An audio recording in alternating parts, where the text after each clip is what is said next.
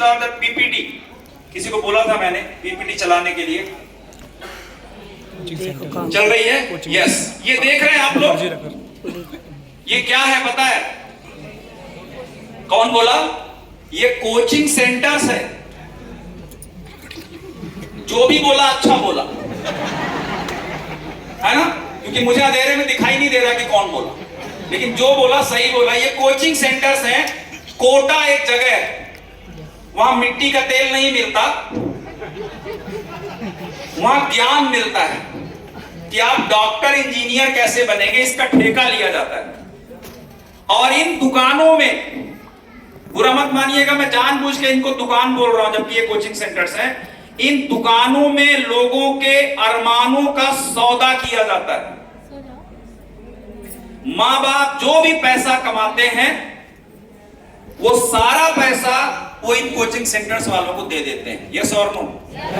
और बोलते हैं कि हमारे बच्चे को आप डॉक्टर इंजीनियर बना दीजिए। और एक रिसर्च ये आई है कि पूरे दुनिया में 40,000 यंग लड़के लड़कियां हर साल आत्महत्या करते हैं।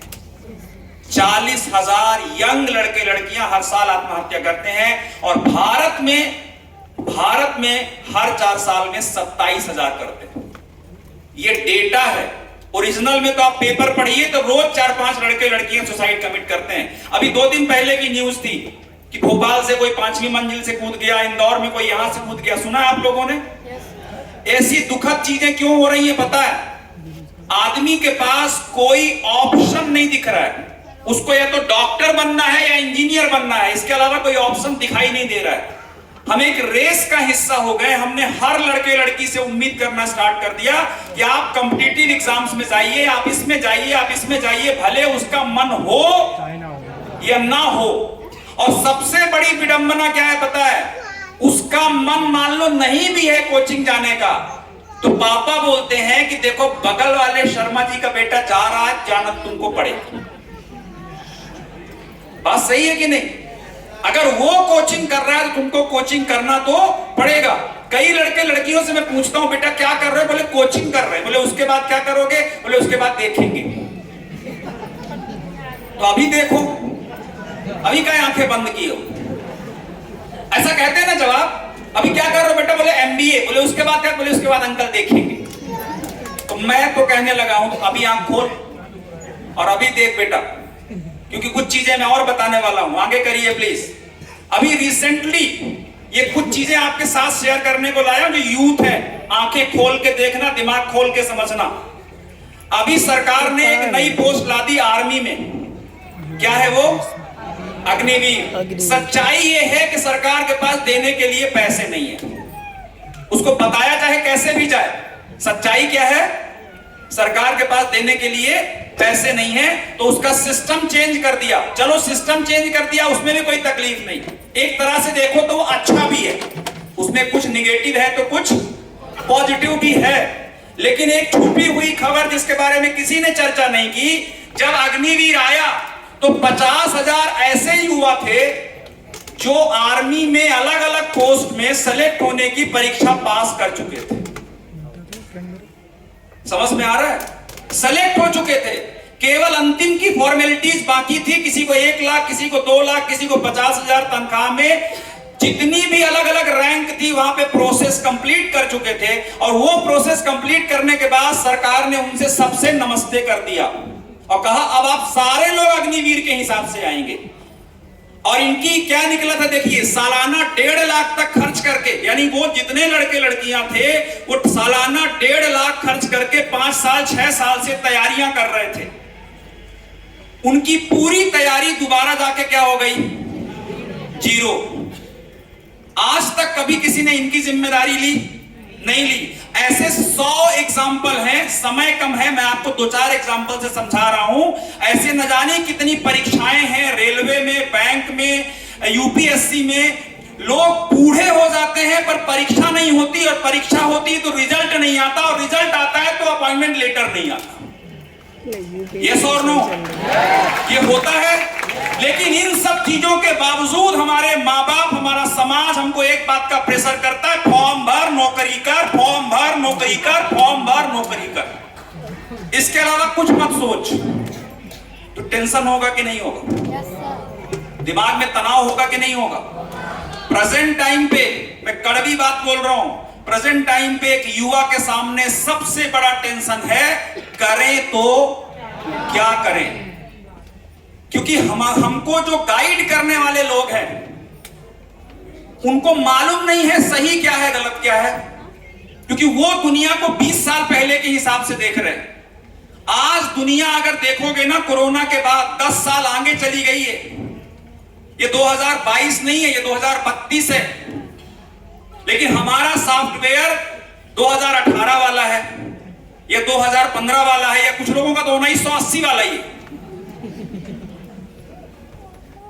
तो ये जो समस्या है ना, इसके कारण हमारा युवा तनाव में है। हमने सबको एक रेस में डाल दिया है, नौकरी कर नौकरी कर नौकरी कर, डॉक्टर बन, इंजीनियर बन, फलाना बन।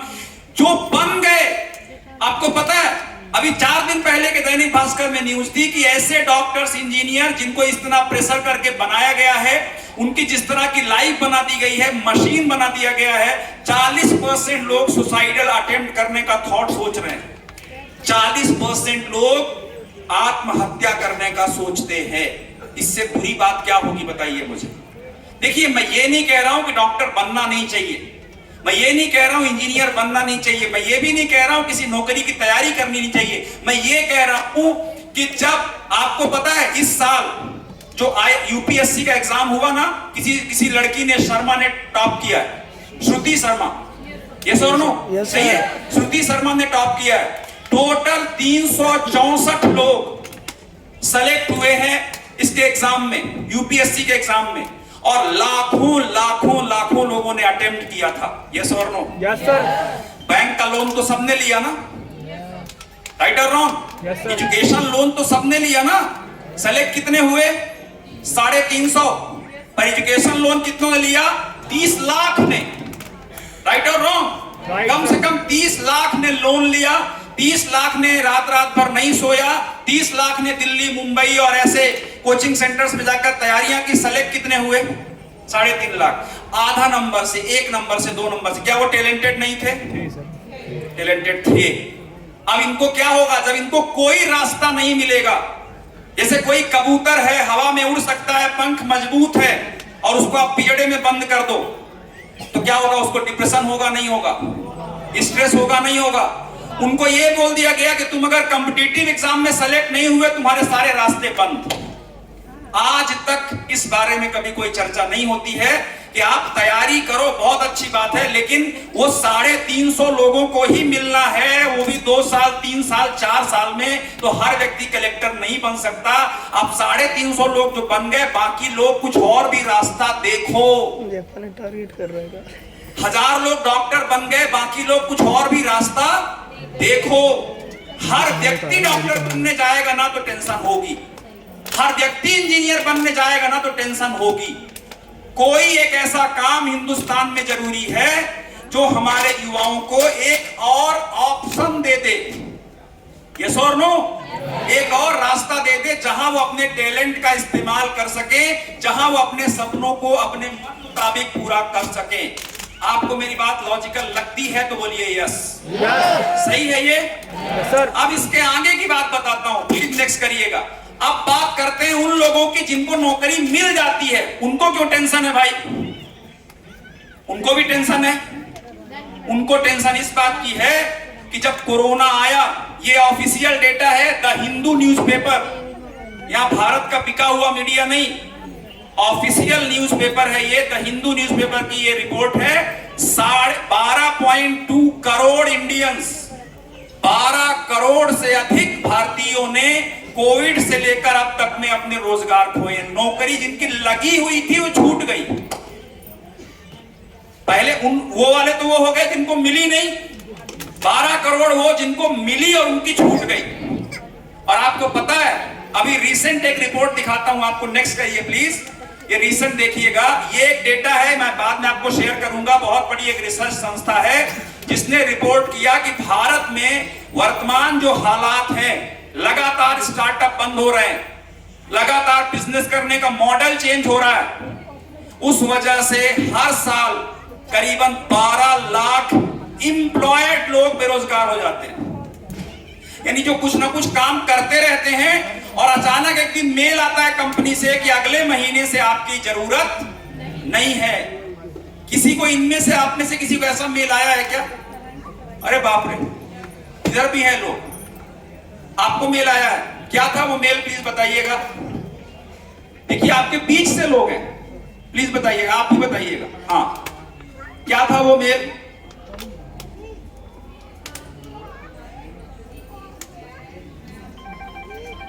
कौन सी जॉब में थी आप? ओके, तो ये योहाना कोई एकेडमी है, उसमें जॉब में थी और इनको एक मेल आया कि अब हम अपनी टेक सिस्टम को बदल रहे हैं, या क्या आया था?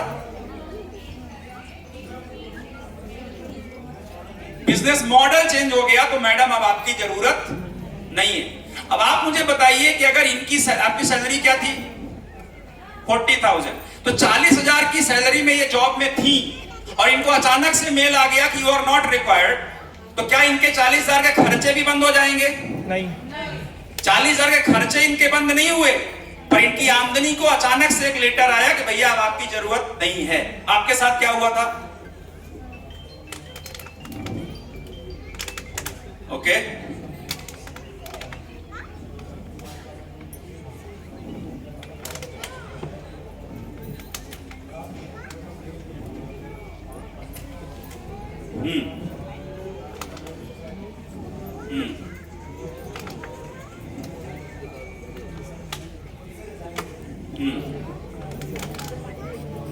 हाँ, राइट। 31 मार्च को इनकी जॉब में जो इनका कोड था वो बंद कर दिया गया और 2 तारीख को मेल ये आया कि खुद से रिजाइन कर दो, क्योंकि हम निकालेंगे, तुमको अगली नौकरी नहीं मिलेगी।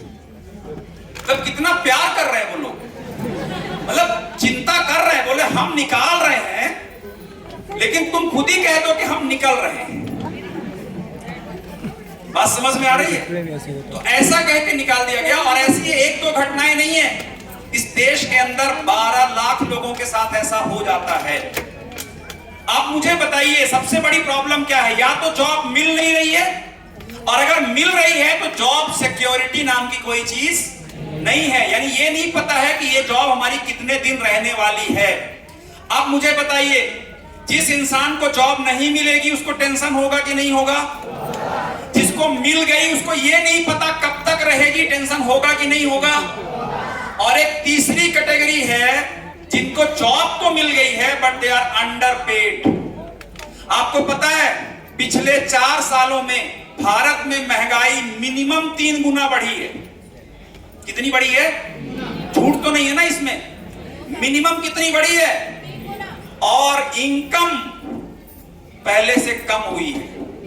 यस और नो? जो 12,000 में जॉब कर रहे थे उनको कंपनी ने कहा अब हम 8,000 देंगे, बोले यस सर हम 8,000 में ही जिंदाबाद करेंगे।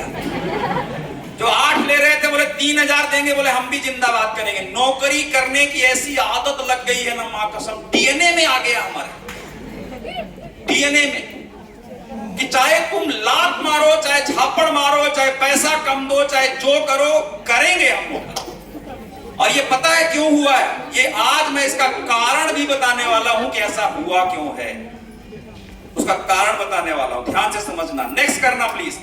लेकिन वो कारण बताने से पहले ये देखिए, आप बड़े बड़े स्टार्टअप लगातार शटडाउन होते रहते हैं, लोगों के जॉब जाते रहते हैं। नेक्स्ट करिए प्लीज। एक न्यूज आपको देना चाहता हूं, इन्हीं पिछले 4 सालों में जब नौकरी के हालात ये है कि वो एक अपने आप में ऐसी संस्था, और एक और न्यूज देना चाहता हूं। ग्लोबल रिपोर्ट ये है कि नौकरी के लिए एप्लीकेशन आने कम हो गए। ये ग्लोबल रिपोर्ट, यानी अमेरिका में, यूरोप में, जापान में और जितनी डेवलप कंट्रीज हैं वहां पर एप्लीकेशन जॉब के आने कम हो गए हैं। ये भी एक चर्चा का विषय है। भारत में चाहे तुम जितना भी दो हम नौकरी करेंगे, लेकिन फॉरेन वाले आप दूसरा रास्ता ढूंढने लगे हैं, बोले अब किसी की नौकरी नहीं करेंगे, इसमें रिस्क है। अभी एक बहुत मजेदार न्यूज आई थी पेपर में कि एक आदमी ने रिजाइन किया है इंडिया में और उसने लिखा सर नौकरी छोड़ रहा हूं, और नीचे लिखा मजा नहीं आ रहा है। सुना ना आप लोगों ने? जैसे वैसे लिखते हैं ना, आदरणीय श्रीमान, जैसा कि आप जानते हैं मैं दुखीलाल पांडे, मैं जब से आपकी कंपनी में आया बहुत दुखी हूं, ऐसा कुछ कारण लिखते हैं ना उसमें। उसने कुछ नहीं लिखा, उसने लिखा सर छोड़ रहा हूं, मजा नहीं आ रहा है ना। ऐसे भी लोग हैं। अब वो बोल रहे इतना सीरियस लेने की जरूरत नहीं है। उस बीच में 2 साल पहले नेटवर्क मार्केटिंग की जो स्पीड थी इंडिया में, वो थी 3,000, 5,000, 7,000 करोड़, राइट। पिछले साल भारत में जो ग्रोथ हुई है, तो Indian direct selling industry reports $3.25 billion, यानी लगभग 27,000 करोड़ का बिजनेस हुआ है इस इंडस्ट्री का।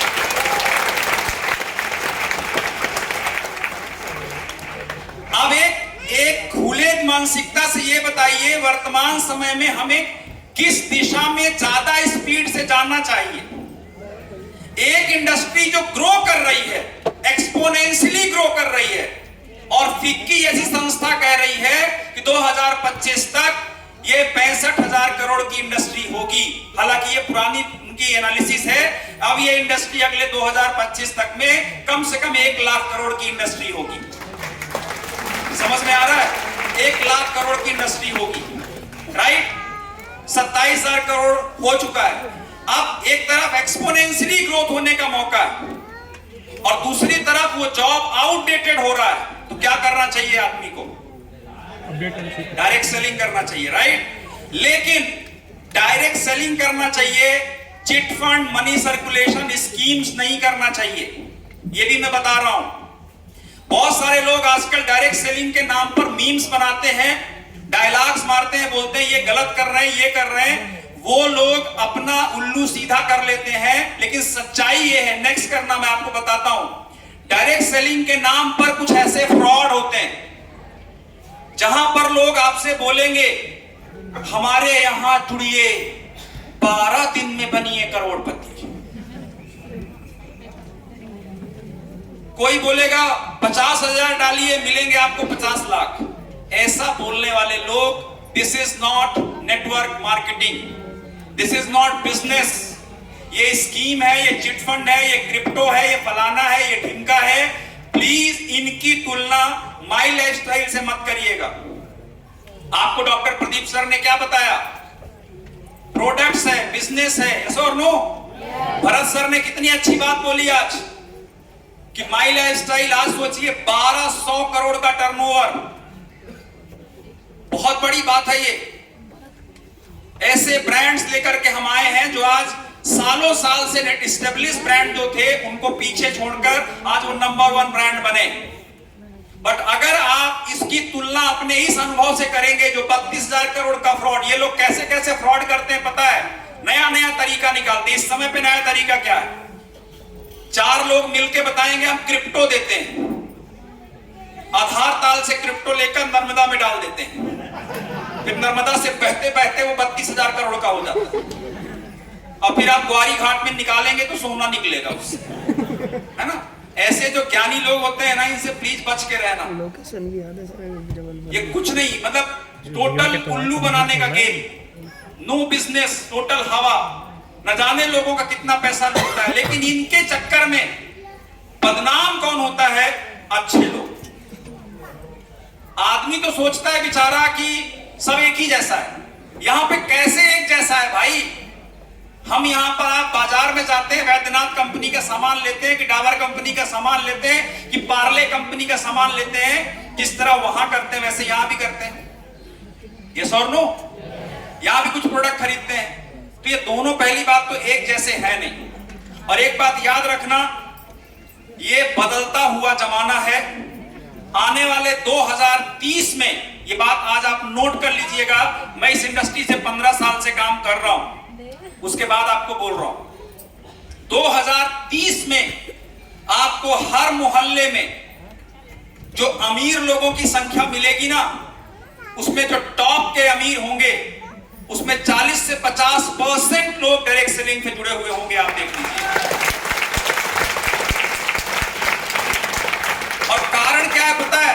डायरेक्ट सेलिंग एक ऐसा प्लेटफॉर्म है जो प्रूवन प्लेटफॉर्म है, जिसमें कोई बंधन नहीं है, कोई रिजर्वेशन नहीं है। एक ही रिजर्वेशन है, एक रिजर्वेशन है दोस्तों, और वो है सोच का। जिस तरह ट्रेडिशनल बिजनेस में लोग बोलते हैं कि आपके पास पैसा कमाने के लिए पैसा होना जरूरी है, यानी आप पैसे वाले होने जरूरी है।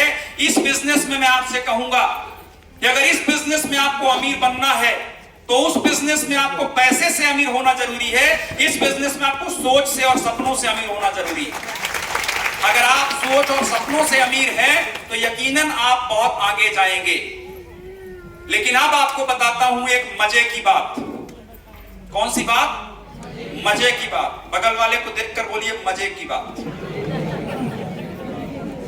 आपने बगल वाले की तरफ देखा होगा तो उसने बोला होगा मुझे तेरे को नहीं देखना, तू कर मजे, है ना? ऐसा भी हुआ होगा, हुआ भी है तो कोई बात नहीं। अब आपको जो बताने वाला हूं मजे की बात, ये स्लाइड को ध्यान से समझ लेना, फोटो निकाल लेना, नोट्स बना लेना, दिल दिमाग में बैठा लेना। Next please. समझना इसको अच्छे से, पहले समझना फिर मैं बताता हूं। पूरी दुनिया में जब भी कोई बड़ा चमत्कार होता है, बड़ा काम होता है, तो वो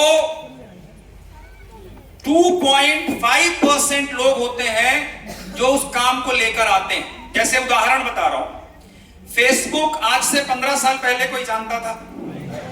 10 साल पहले कोई जानता था क्या? नहीं। यस और नो? तो 10 साल पहले तक फेसबुक नाम का कोई जानवर था ही नहीं, राइट? व्हाट्सएप कोई जानता था? नहीं। लेकिन वर्तमान समय में दुनिया के सबसे अमीरों में से कौन लोग हैं? यही लोग हैं। अमेजॉन जैसा कोई बिजनेस था आज से 15 साल पहले? 10 साल पहले तक आपने कभी ऑनलाइन शॉपिंग करी थी? आप सभी ने ऑनलाइन शॉपिंग करना स्टार्ट किया है पिछले 5 साल में, राइट और रॉन्ग? और कोविड के बाद तो अब हम ऑफलाइन नहीं खरीदते, हमको आलू लेनी होती है तो हम ऑनलाइन लेते हैं। हमारे ही बगल वाला आलू पहुंचाता है, लेकिन ऑर्डर हम ऑनलाइन करते हैं, ओटीपी बता के लेते हैं उससे। यस और नो? Yes sir. तो कहने का मतलब कि अब हम इतना बदल गए हैं कि अभी तो टीवी में ऐड आते हैं, एक आलू खरीदिए वो भी डिलीवरी फ्री, आते हैं ना ऐड, राइट?